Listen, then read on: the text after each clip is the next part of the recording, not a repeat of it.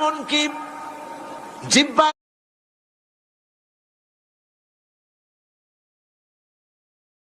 যখন পোকা ধরল, হযরত আইয়ুব আলাইহিস সালাম আল্লাহ রাব্বুল আলামিনের দরবারে ফরিয়াদ করলেন, আন্নী মাসসানিয়াদ-দুররু ওয়া আনতা আরহামুর রাহিমিন।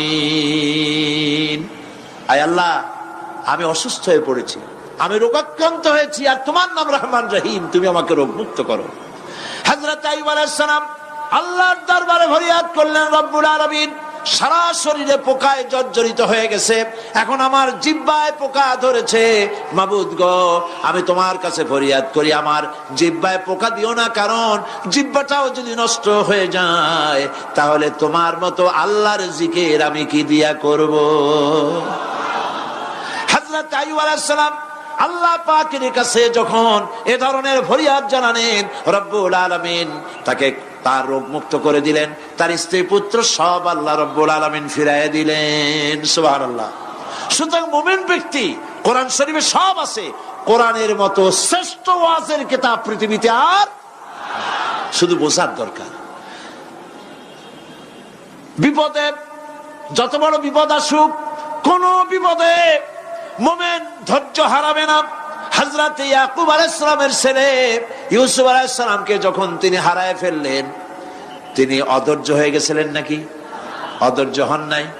কারণ আমি আমার বক্তৃতার সূচনায় বলেছি, আমরা কল্যাণ বুঝি না, অকল্যাণও বুঝি না। কোন বিপদ আসলে পরে আমরা হয়রান হয়ে যাই, কিন্তু বিপদের মধ্যে কল্যাণ আছে আমরা তা বুঝতে পারি না। কথা বুঝে আসছে? হযরত ইউসুফ আলাইহিস সালামকে কুয়ার ভিতরে ফেলে দেওয়া হলো। 11 ভাই মনে করেছে কুয়ার ভিতরে ফেলে দিয়া ইউসুফ আলাইহিস সালামকে মেরে ফেললাম, কিন্তু তারা বোঝে নাই আসল কামটা কি হয়েছে। এটা তো কুয়া নয়, এটা একটা টানেল, এটা একটা সুড়ঙ্গ। একদিকে কেনান হলো তার এক মুখ, ওই সুড়ঙ্গের এক মুখ হলো কেনানের। কেনান ইউসুফ আলাইহিস সালামকে ফেলে দেওয়া হলো কুয়ার ভিতরে মারার জন্যে, কিন্তু আল্লাহ পাকের ইচ্ছা ইউসুফ আলাইহিস সালাম মরবে না।